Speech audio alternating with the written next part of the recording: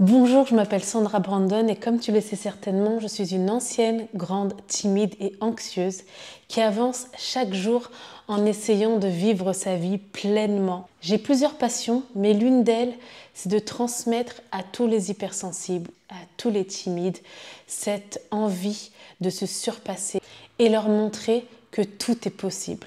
Car je suis moi-même passée de jeune fille complètement tétanisée et paralysée par le regard des autres, complètement bloquée dans ma prise de parole, incapable de m'adresser à qui que ce soit, à chanteuse, conférencière et créatrice de contenu. Et malgré tout ça, malgré l'évolution, j'ai encore parfois peur de parler à des inconnus. Il m'arrive encore de trembler avant de monter sur scène. C'est pas il m'arrive encore, il m'arrive tout le temps de trembler avant de monter sur scène. Et j'ai envie de vous montrer que la timidité ne doit pas vous empêcher de vivre votre vie pleinement. Aujourd'hui, je souhaite t'emmener avec moi dans mes aventures à travers des vlogs et te partager mes défis et les leçons que j'en tire afin que tu puisses voir concrètement comment moi j'apprends tous les jours à me dépasser, à surmonter cette timidité, à surmonter mes freins. Et bien sûr, sur ma route, je ne manque pas d'interviewer des leaders hypersensibles pour te montrer encore plus concrètement tout ce que tu es capable d'accomplir malgré, et j'ai même envie de dire avec, cette hypersensibilité. Comment transformer cette hypersensibilité en force pour devenir un leader impactant qui accomplit des choses et qui devient un exemple pour les autres. Et j'espère qu'à travers ces images, tu te sentiras aussi enrichi que je l'ai été en réalisant ce mini documentaire. C'est parti, en route pour le premier vlog qui s'appelle « Le monde est méchant », direction Dubaï.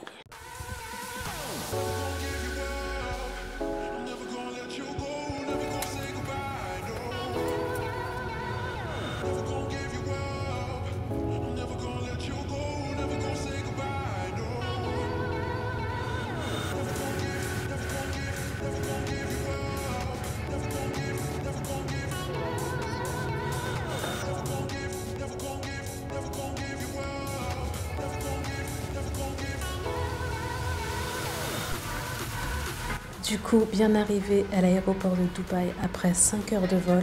Là, je vais essayer de retrouver les autres parce qu'on était tous dispersés dans l'avion. Donc maintenant, on va essayer de se retrouver, je pense, au moment où on récupère, à l'endroit où on récupère les bagages. C'est parti.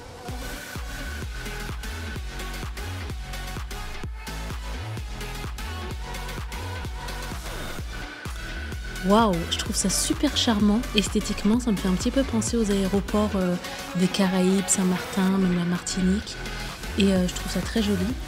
Mais ce qui me surprend le plus, c'est que énergétiquement, depuis que je suis montée dans l'avion, je me sens super bien. Et pour moi, c'est très important en fait ce que je ressens quand j'arrive dans un pays, les premières sensations que j'ai, parce que ça en dit long sur est-ce que ça va matcher pour moi avec l'énergie du pays. Et Dubaï, je m'attendais vraiment pas à apprécier. J'avais beaucoup d'a priori sur Dubaï, surtout énergétiquement parlant. En tout cas pour l'instant, maintenant on va voir si le reste de l'aventure va suivre sur cette intuition.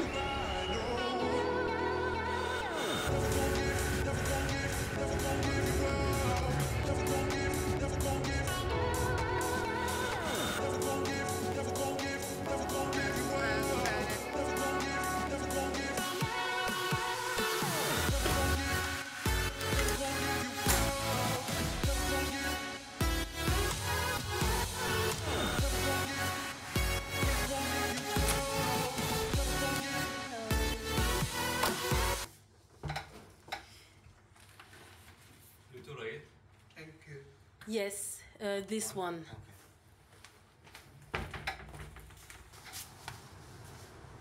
Salut. J'ai eu un vertige.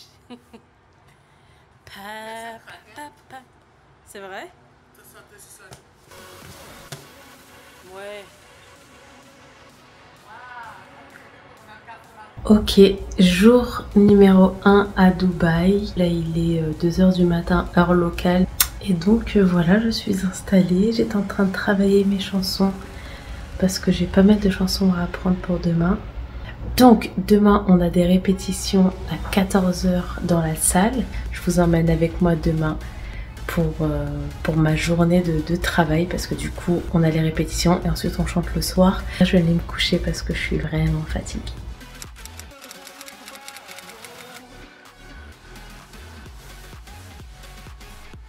Ok, jour numéro 2 à Dubaï, en tout cas matinée numéro 2. On va dire que c'est mon bureau du jour. Do you know where to start it? I just came here to party. Et c'est vrai que c'est ce que j'aime avec ce métier. Ce que j'aime, c'est de pouvoir aussi avancer sur mon travail de créatrice de contenu, que j'en profite vraiment pour faire une pierre deux coups.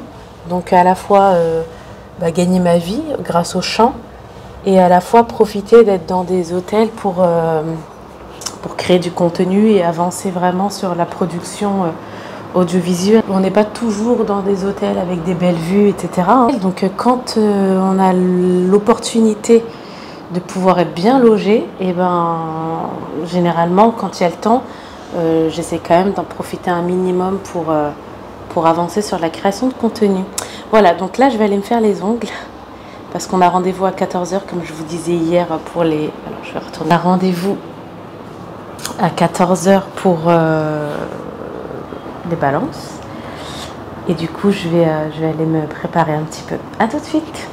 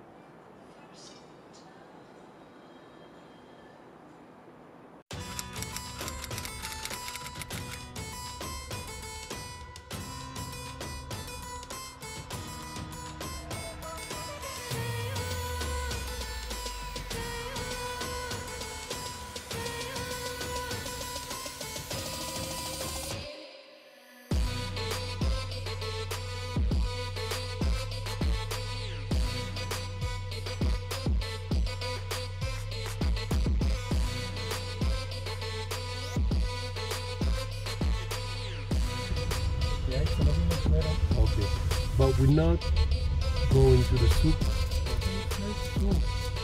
It's just the soup. You made on the scene. Can you see the only that soup?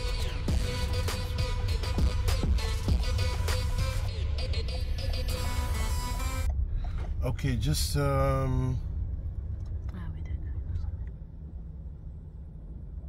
okay, it's on the other side.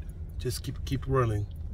Ouais. Moi, quand je suis arrivé, c'était monde Armageddon. C'est vrai? Je suis arrivé, les gens ils se disputaient à la réception. Mais non.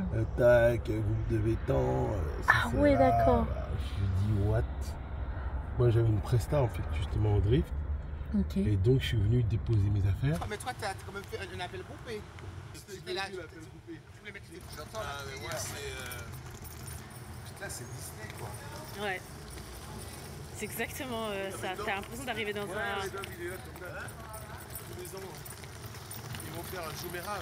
Ouais. Tu as déjà fait des mariages indiens, Thierry?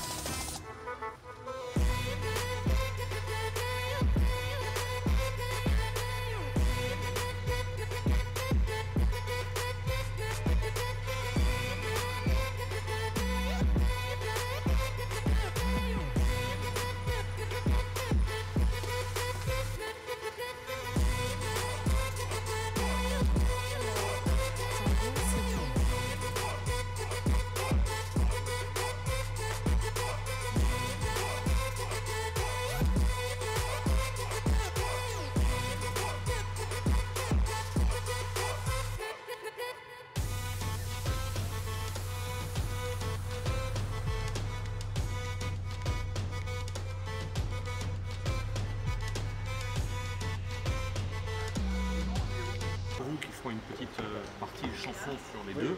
Je ne sais pas comment on fera avec Charles.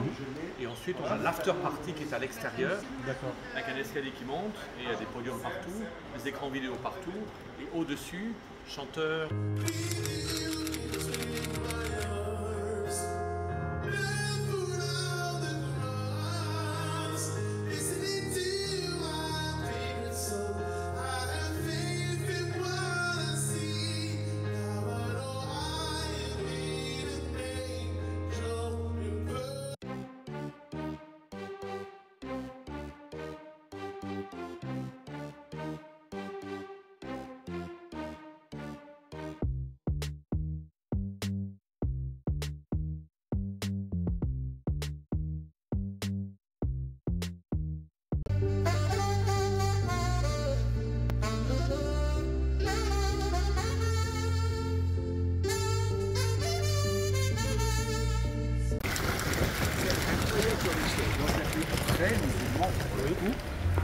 Noël pour les enfants et tout ça.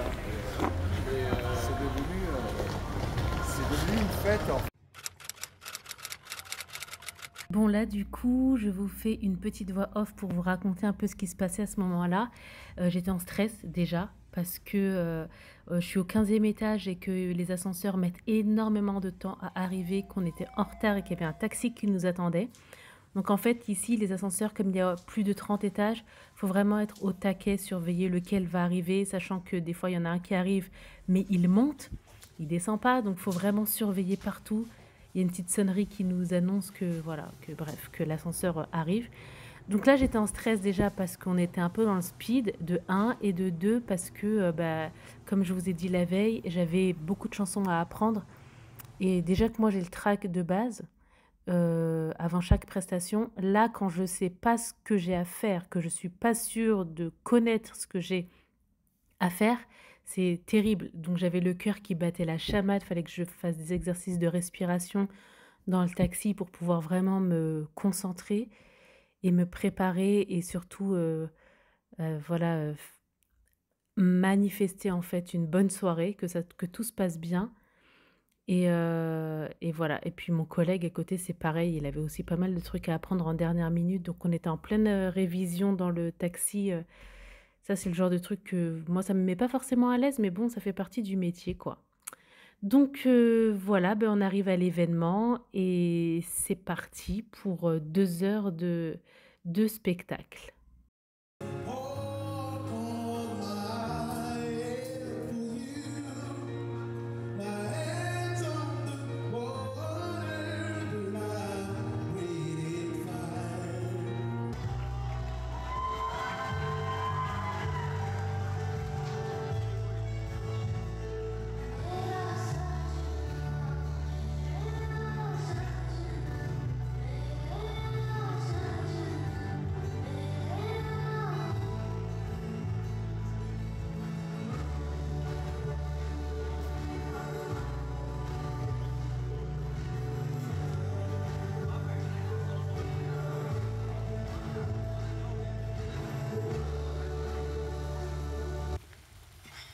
C'est la fin de la soirée, en tout cas de la première.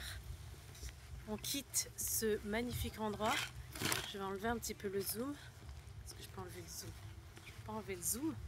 Et je vais essayer de vous filmer un petit peu le lieu parce que on dirait un palais. C'est un palais. C'est juste magnifique. Dubai by night. I think I saw you. Yes, I saw Dubai. For the first time in my life. For the first time in my life. I saw. Je me rends compte que je vous ai absolument pas fait de débrief de la soirée. Au final, tout s'est excellemment bien passé, dans le sens où déjà les chansons qui ont été passées pour que je chante étaient des chansons que je maîtrisais. Et les quelques chansons que je ne connaissais pas trop, et miraculeusement, parce que ça c'est vraiment un miracle, pour moi ça s'appelle la grâce, miraculeusement les paroles me venaient sans besoin de réfléchir, enfin c'était vraiment instinctif. J'aime beaucoup les moments où ça se passe comme ça. Après, je ne cache pas que j'ai beaucoup prié dans le taxi pour que ça se passe comme ça. Et ça s'est vraiment, vraiment bien passé. Voilà. Les invités étaient top. D'ailleurs, vous verrez une petite surprise demain. Jour numéro 2. Day numéro 2. Je suis fatiguée. Mais je suis super contente. Alors, hier, il y a une invitée qui m'a dessiné. Je trouve ça tellement magnifique, une artiste indienne qui a quand même pris le temps de me dessiner pendant que je chantais.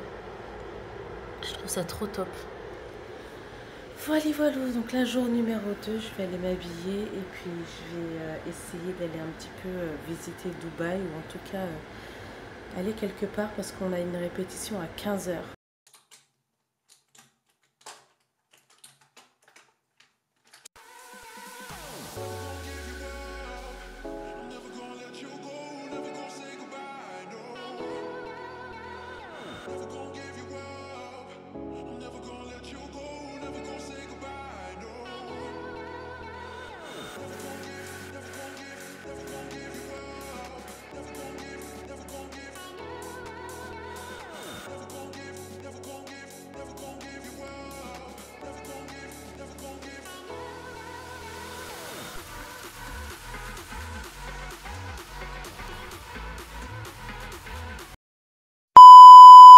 Bon, un bilan s'impose avant de partir parce que là, j'avais le cerveau qui chauffait, je crois, donc j'avais besoin d'en parler. Je vais vous raconter une petite story time qui s'est passée hier. Là, je vous partageais une petite story time. Malheureusement, le son du micro n'a pas été enregistré. Du coup, pour la faire très, très, très courte, en fait, ce que je vous expliquais, c'est que on m'a fait une remarque la veille lors de la soirée précédente sur le fait que en fait j'étais trop gentille. Pour la faire très très très très courte, il y a comment dire, l'organisatrice de l'événement qui est venue me voir et qui m'a demandé si tout se passait bien, si on était bien installé, si on avait bien mangé, etc. Et je lui ai répondu que tout était nickel, voilà. Par contre, qu'on n'avait pas tous mangé, que moi, j'avais pas mangé parce que j'avais pris un petit déjeuner tard et que voilà. Et en fait, là, elle me répond « Ah, t'as pas mangé? Tiens, est-ce que tu veux ça ?» Et en fait, elle était en train de grignoter. Il me semble que c'était je sais plus, des noisettes ou je sais plus ce qu'elle avait dans la main, mais elle grignotait quelque chose et elle m'a proposé ça. Et en fait, moi, j'y ai absolument rien vu de négatif. Je lui ai juste répondu « Non, merci, ça ira, j'ai pas faim ». Et en fait, c'est un de mes collègues qui est après venu me voir en me disant « Non, mais c'est grave, Sandra, t'es beaucoup trop gentille, tu te rends compte ? Elle te demande si t'as mangé, tu dis non, et tout ce qu'elle te propose, c'est ce qu'elle a dans les mains. Franchement, c'est grave, t'aurais pu vraiment t'énerver plus que ça. Moi, j'en connais d'autres qui auraient fait des scandales, t'es trop gentil. » Et j'étais pas d'accord. J'étais absolument pas d'accord avec ça. Donc, en gros, c'est ce que je vous raconte dans ce petit speech-là. Normalement, le son va reprendre après. Donc, je vais vous mettre la fin de mon débrief, la fin de ma pensée par rapport à ça. Mais vous, dites-moi en commentaire si c'est quelque chose qui vous aurait choqué vous aussi. Mais j'ai juste vu le geste d'une femme qui me propose ce qu'elle a sur elle dans l'instant. Voilà. Est-ce que ça te dit de grignoter dans ce que j'ai sur moi, quoi?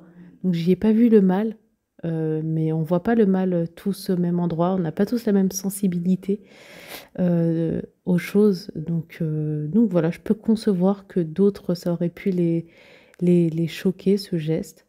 Mais moi, non, pas du tout. Pas trop gentil ou trop méchant, en fait. C'est juste selon les situations, selon les moments, selon les évolutions. Il y a d'autres facettes de nous qui se révèlent. C'est exactement comme dans le chant. On me dit souvent que j'ai une voix douce quand je parle. Et quand je chante, on se dit « Ah ouais, je m'attendais pas à ce que t'es du coffre, à ce que t'es ce grain de voix. » Eh ben oui, c'est parce qu'en fait, je suis tout. Lionne et agneau à la fois. Je sais à la fois refléter le côté agneau dans ma voix, c'est-à-dire tout ce côté soft. Ouais, yeah. Et je sais refléter aussi ce côté lion, growling, puissance vocale. C'est exactement la même chose dans la vie. C'est-à-dire que dans la vie, je sais être douce et je sais aussi à quel moment sortir les griffes. Et je sais à quel moment le faire et à quel moment pas le faire. Tout est une question de nuance, comme dans le chant. Il n'y a pas besoin d'être dans l'excès. Il n'y a pas besoin d'en faire trop vouloir montrer sa puissance vocale. Il n'y a pas besoin dans la vie de trop vouloir montrer sa force de caractère. Il faut savoir doser. C'est à ce moment-là qu'on est équilibré. Voilà, faut trouver l'équilibre. C'est ce qui est sain. Il faut savoir s'écouter. Moi, je suis vraiment dans l'écoute. Quand je chante, dans mon émotion, je ressens à quel moment j'ai envie de pousser, à quel moment j'ai envie d'apporter de la douceur. Et ben dans la vie, je suis exactement pareil. Et je m'écarte un peu du sujet, mais c'est exactement pareil pour aussi mon environnement géographique. Je sais quand j'ai besoin d'être en retrait à la campagne et dans mes montagnes et au calme. Et je sais quand j'ai besoin de ville, d'être à Paris, d'être dans une grande ville. Voilà, il faut juste s'écouter, il ne faut pas se fermer, il ne faut pas se dire moi je suis comme ça et pas. Et les gars, en tout cas, je sais que ceux qui me suivent, vous êtes hypersensibles, timides, discrets, introvertis. Je sais que vous faites partie de cette team. Ne vous remettez pas en question. Souvent, vous êtes des forces tranquilles. Et il n'y a pas besoin de chercher à imiter les autres, ceux qui ont toujours besoin de... Voilà, il y a besoin de tout pour faire un monde et c'est important d'être soi-même et c'est important d'être tolérant. Si vous êtes timide, calme, etc., ben c'est important d'être accepté comme vous êtes. Mais pour ça, il faut d'abord que vous acceptiez comme vous êtes. C'est primordial parce que c'est à partir de là que les autres vont vous accepter, ne vont pas chercher à vous changer, vous critiquer, vous juger. Voilà.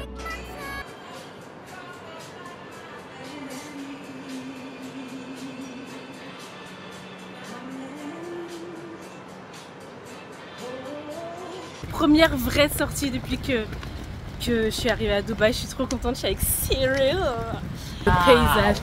On dirait qu'on est à Disney partout, tout le temps en fait.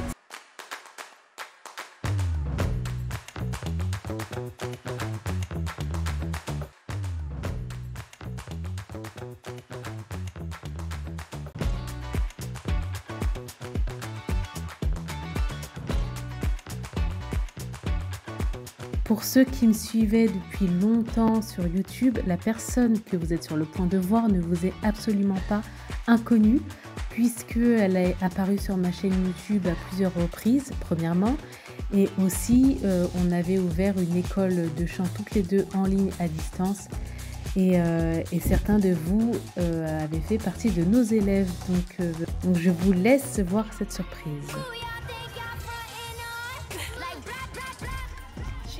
Non mais on adore notre métier. Moi je l'adore ce métier parce que justement il nous fait vivre des moments de retrouvailles comme ça.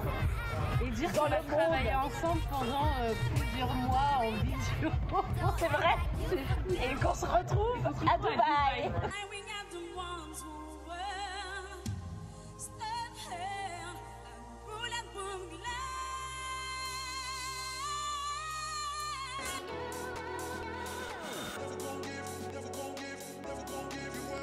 Je suis trop contente de te retrouver ici dans ce décor. Alors là, j'ai décidé de te filmer parce que tu étais en train de parler très naturellement de ce qui t'a emmené ici et j'ai trouvé ça tellement inspirant la façon dont tu es passé à l'action, comme tu disais. Dis-nous tout. Comment tu te retrouves là aujourd'hui? Il s'avère que plus que la professionnelle, donc l'artiste que je suis, pour celles et ceux qui ne me connaissent pas, je suis Mirella Toussaint, artiste, chanteuse, danseuse, comédienne, mais pas que.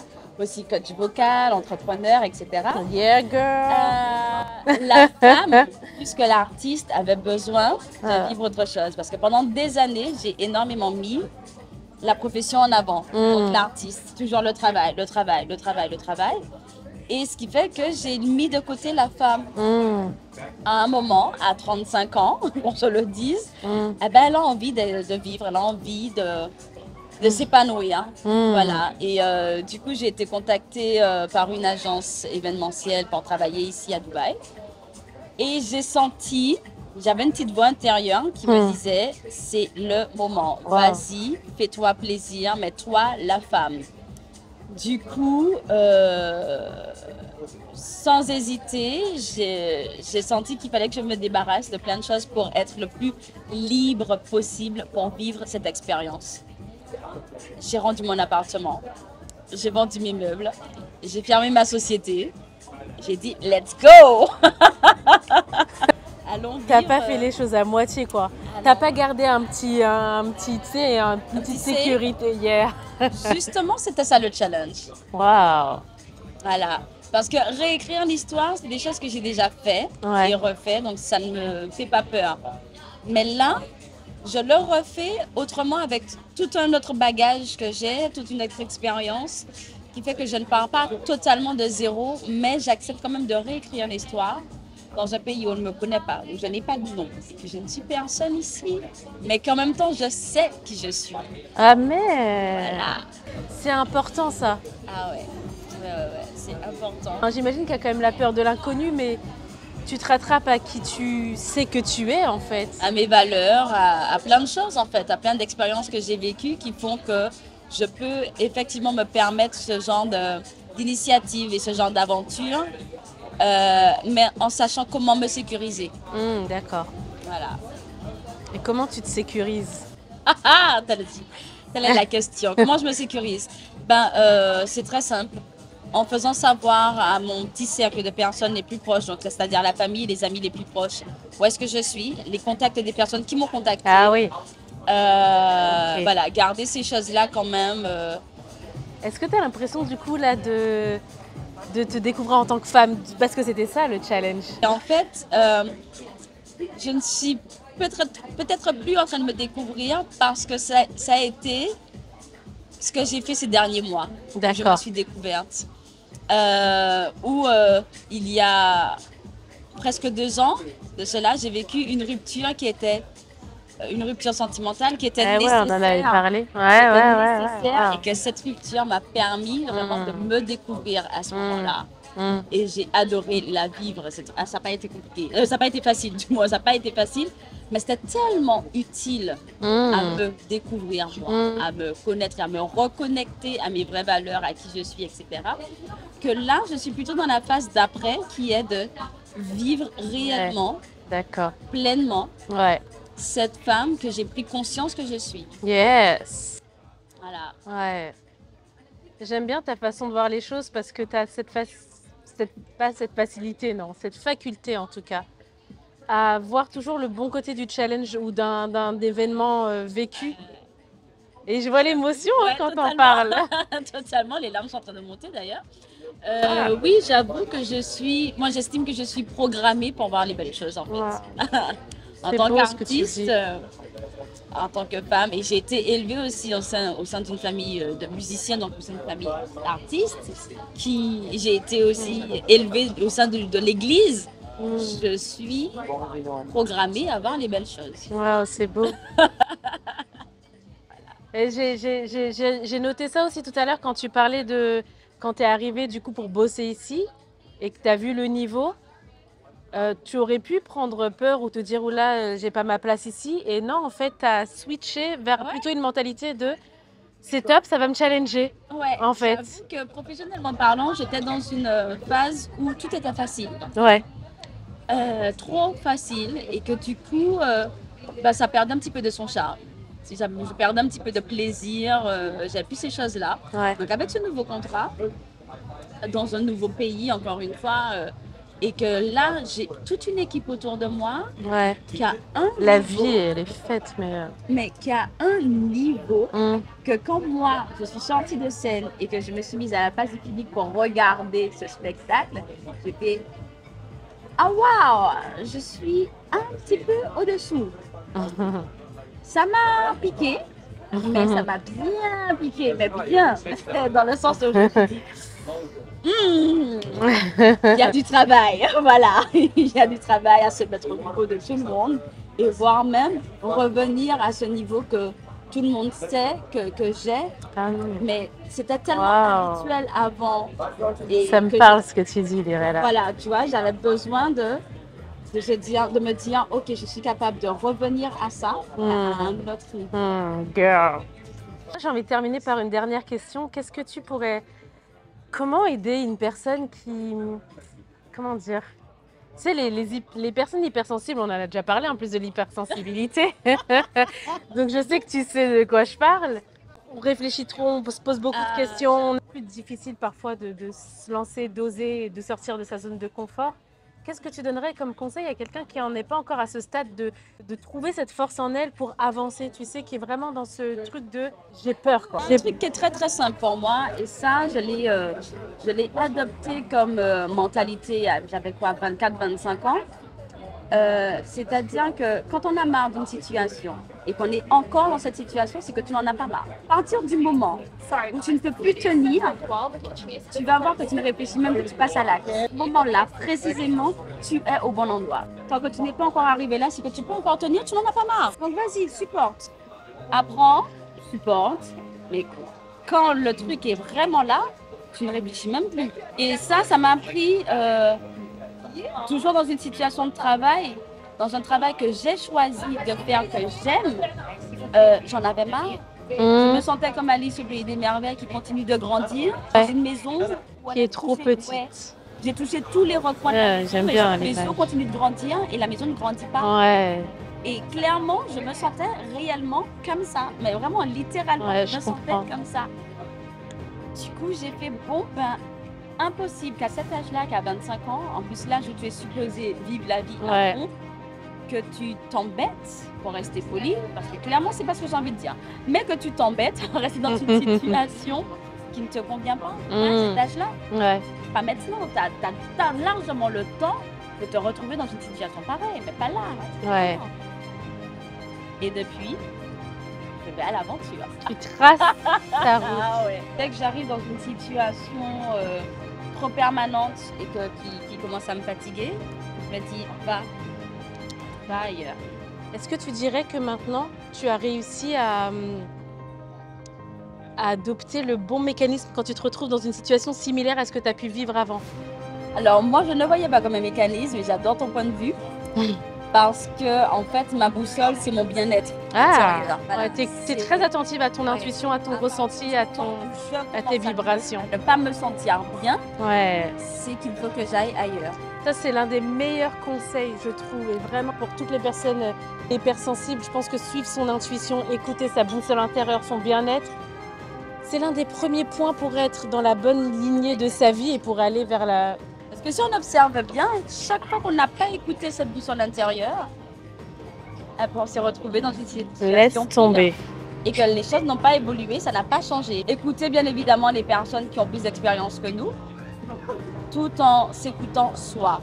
Et ce que tu dis, c'est d'autant plus intéressant qu'en tant qu'hypersensible, on a cette capacité à avoir une intuition en plus, tu sais, développée. Exactement. J'ai envie de dire, donc autant s'en servir. Plus qu'une intuition, c'est vraiment une boussole. C'est une boussole. Ouais. Il n'y a rien de mieux que d'écouter ses propres ressentis, ses propres émotions et ses propres vibrations surtout, parce qu'on vibre. Ouais.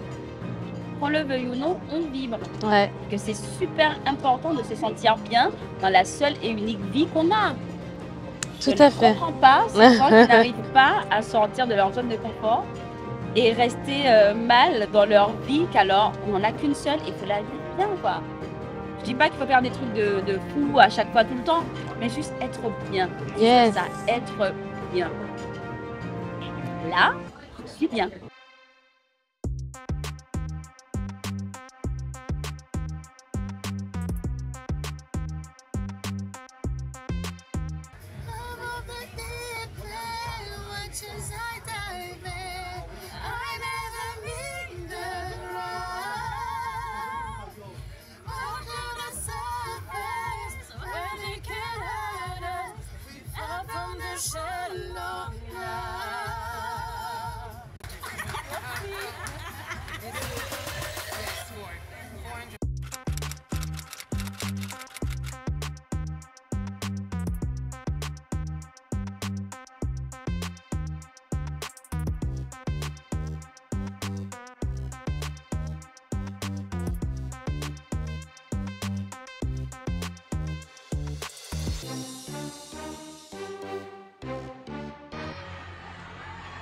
Et le gagnant de la Star Academy 6 est...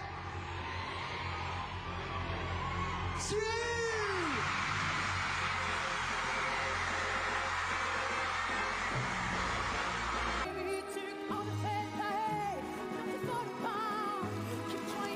Et là, là, ce qui est intéressant avec le montage, c'est qu'on te voit en 2006. Exactement. On me voit en 2006 et on me voit c'était en 2021, en novembre 2021. Et donc, du coup, c'était les 20 ans de la Starac. La Starac a commencé en 2001 et en 2021, ça faisait 20 ans. Donc, moi, ça fait 16 ans que je l'ai remporté. Mais pour Jennifer, ça faisait 20 ans. Et ils avaient vraiment le côté de refaire les éléments marquants. Et moi, ils m'appellent, ils me disent on va faire ça. Je dis on va faire quoi?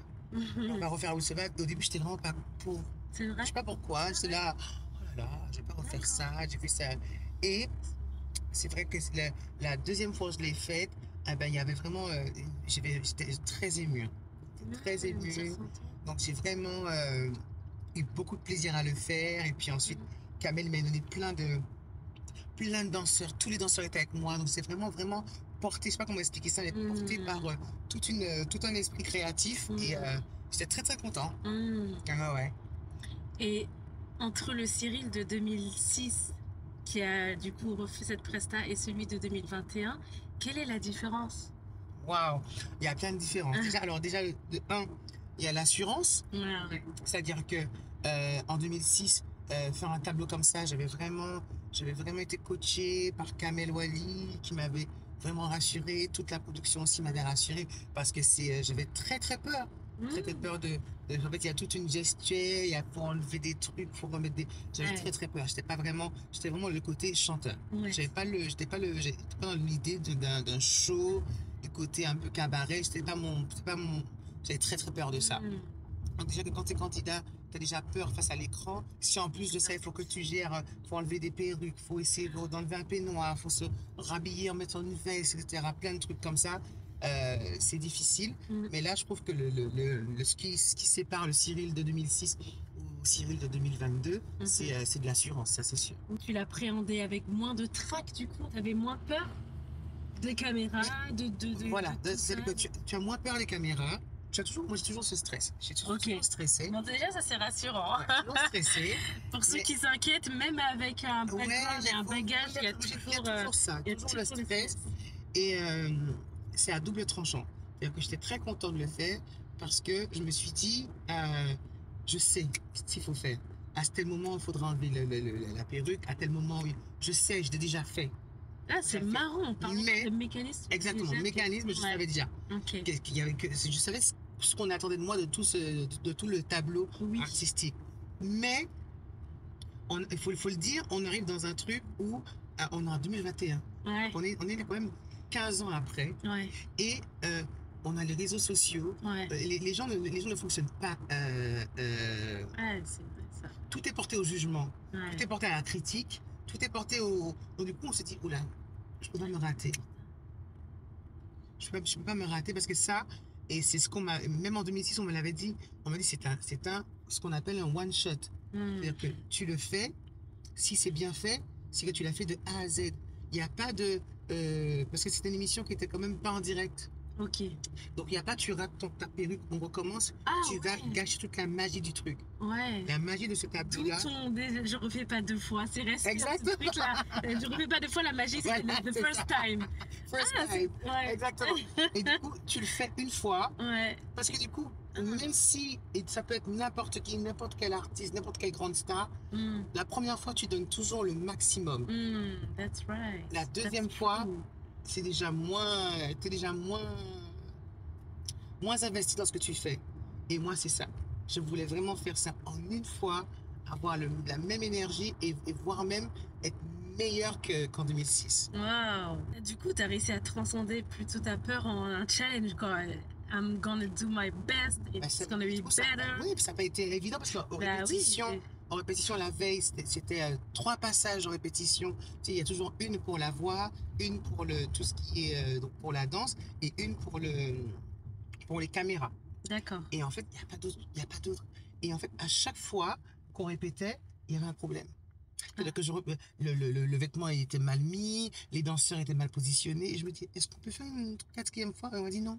Waouh, là, vous assistez aux coulisses. Voilà, je me suis dit, oh là là là là là là là, 3 fois par personne, pas plus. Parce que bon, je peux comprendre, si celui-là dont on a passé 5 fois, l'autre on a répété 6 fois, on est quand même 8 saisons de Starac, c'est quand même du boulot.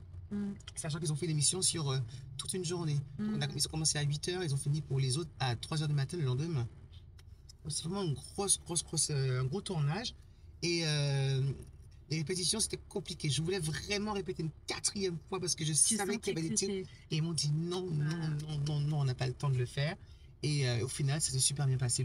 C'est-à-dire que c'est le truc, on ne fait pas ça 2 fois. Le one shot, c'était comme ça et pas autrement. Et ça s'est super bien Ouais, passé. très bien. Maintenant que tu as vécu la télé, toi, est-ce que quand tu fais une prestation, par exemple, comme on va faire là ou quoi, tu te sens du coup hyper à l'aise, tu te dis, bah franchement, j'ai vécu. Ou alors est-ce que des fois, ça t'arrive d'avoir encore un peu de trac? Alors, c'est ce qui est compliqué. Je sais pas comment expliquer ça. Mais plus tu es dans plus tu partages des choses avec un public moins nombreux, plus tu as le trac. Entièrement d'accord avec ce que tu dis. Si tu as une salle où il y a 20 000 personnes, tu auras le trac 2 secondes, mais il y a 20 000 personnes. Donc, du coup, tu vois un peu. Mais là, dans des soirées privées, dans des trucs où tu chantes à quelqu'un qui est assis, et la personne, elle est assise là, elle te voit, ou dans une salle de 10 personnes, c'est pas la même chose. Par exemple, quand elle me dit, quand ils sont 5, elle dit, mais chante pour nous, j'ai plus de mal à chanter que si c'est une salle de 100 personnes où j'ai un micro, je sais que là, c'est-à-dire que le côté, ce qui est important à retenir, c'est la mise à nu. C'est ça, il y a un côté très intime. Exactement. Quand je fais ça, je me dis, oula, là, ils sont 5, c'est un anniversaire, c'est un hommage, c'est un truc. Ça, c'est compliqué. Mais quand c'est un truc où je sais que je viens et qu'il y a 400 personnes et que les gens, ils veulent s'amuser, là, ça va. Et j'ai beaucoup plus le trac quand je chante des ballades que dans des morceaux up-tempo, il faut ambiancer les gens. Parce que j'ai un côté un peu foufou, donc je vais danser avec les gens, je vais m'ambiancer avec eux. Il n'y aura pas de problème. Mais un truc où tu exprimes quelque chose dans une balade, où c'est vocal, où c'est technique, là, j'ai plus de mal. Dernière question, Cyril. Comment tu fais alors pour gérer le trac quand tu chantes des balades? Parce que ça ne s'entend pas du tout, ça ne se voit pas du tout. Quel conseil tu donnerais à quelqu'un qui perd ses moyens? Alors, tu sais que je ne peux même pas donner de conseils parce que moi, ma peur, c'est ce qui se transforme chez moi en émotion. Donc ça crée une fragilité dans la voix. Ça crée une fragilité dans la voix qui permet de mieux faire passer c'est-à-dire que, donc du coup, moi je pense qu'il faut utiliser ce stress-là et mettre ce stress-là au service de la voix qui, il va peut-être flancher, il va peut-être avoir des petits moments où la voix sera un petit peu plus feutrée, mais c'est ce qui va créer l'authenticité alors de son émotion. Exactement. Qui va permettre d'avoir une mélodie moins monotone et quelque chose de plus varié au niveau des sons. Ah, c'est exceptionnel. Gardez ce conseil, du coup, tous restez juste authentiques en fait avec vos faiblesse, comment vous vous sentez dans l'instant? Si tu te sens intimidé, prends ça comme ton émotion. We are singers for tonight event. What is the event name, sir? We are the Charlie's event. We work with Olivier Dolls. Olivier Dolls. Yeah, wedding agency. Thank you. He's the boss. I told you. He managed everything. Heureusement, parce que franchement, non, moi je... Oh mon Dieu, on arrive dans un très... No, we are working. Go this way? Yes. Hein? Regardez ça. Regardez ça. That's so amazing. Ça y est, on y est. I want the world to know. I gotta let it show. It's new me coming out. Now it's not to live. And I'm completely positive. Oh, that's so nice. J'arrive même pas à filmer le bon gel arabe. Non, moi non plus. Bon, on est arrivé, hein? Yeah.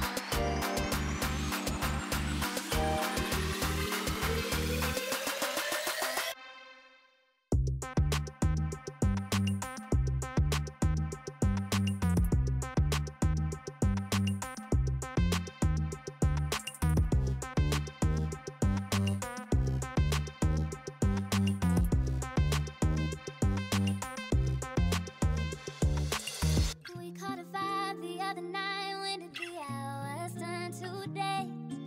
I feel alive, buried in you in your embrace. No, I don't need space to breathe. I don't think I ever wanna leave. I lose my mind out there on the other side. So I'm down for the ride. Ever since we fell in love, it's been the world against us. Baby, if it's not too much, can we get lost? Yeah. Baby, just close your eyes, relax your mind, in and out. No one will notice if we focused on each other now. You got me slowly floating high. Your lips can lift, oh my God. And I'm saying this ain't a tough spot to be in. One more time, yeah. My lonely days over. And love isn't like a song. Ooh, yes. At last, skies above are blue. More music, please. My heart was wrapped up in clover. The night that I looked at you. Comment tu te sens? C'est bien?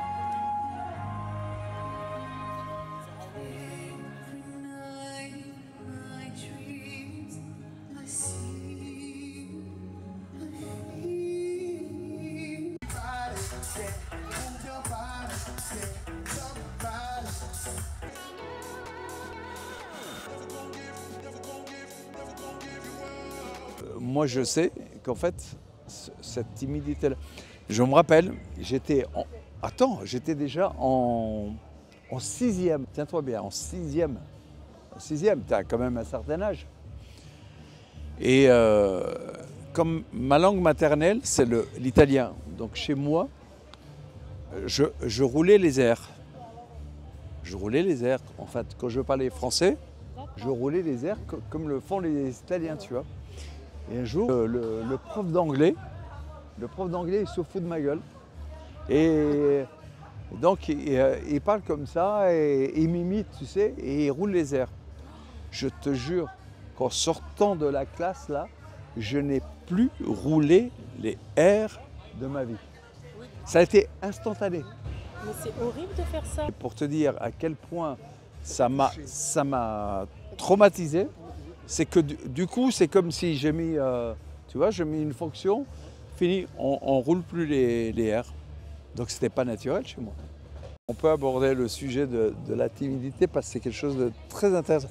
En fait, c'est pour aider les gens, ou les jeunes surtout, ou en tout cas les moins jeunes que moi, et bon, maintenant tout le monde est plus jeune que moi, mais à profiter des expériences que j'ai vécues pour éviter de tomber dans le... Tu vois? Et moi, c'est vrai que la timidité, c'est quelque chose qui me rendait malade. Malheureusement, le micro de Charlie a coupé en cours de route, mais pour résumer brièvement les conseils qu'il donne, il explique qu'aujourd'hui encore, il se sent toujours timide, mais que ça l'handicape beaucoup moins que lorsqu'il était plus jeune, car maintenant, il arrive à s'en servir. Il s'auto-analyse dans une situation où il se sent timide et il se voit en train de péter un câble, selon ses propres mots, ce qui l'aide en fait à surjouer, à rentrer, entre guillemets, j'ai envie de dire, dans un rôle qui lui permet de surmonter cette timidité. Il ajoute aussi que cette sensibilité, il arrive à s'en servir dans son métier en tant qu'artiste. Voilà. Pour résumer, les points communs qu'on a de ces 3 interviews, Cyril, Charlie et Mirella, c'est que ces 3 artistes se servent de leur sensibilité pour nous livrer un art authentique et sincère. Toi, si tu tombes sur cette vidéo, c'est certainement pas un hasard. Je pense qu'il est temps pour toi d'apprendre à vivre ta vie pleinement, sans avoir peur des autres, sans avoir peur de l'inconnu, sans avoir peur du monde. Non, le monde n'est pas méchant. Le monde est le reflet de tes pensées. Tout ce qu'il se passe à l'extérieur est généralement le reflet de nos pensées. On attire ce qu'on est, on attire ce à quoi on pense le plus. Si tu as peur des gens, si tu as l'impression que la plupart des gens sont méchants, que la plupart des gens pensent du mal de toi, c'est exactement ce que toi-même tu crées autour de toi. Et le fait de t'aimer, de t'accepter tel que tu es, ça va te permettre d'être moins dans un mode de défense. Un mode où tu vois que le mal partout.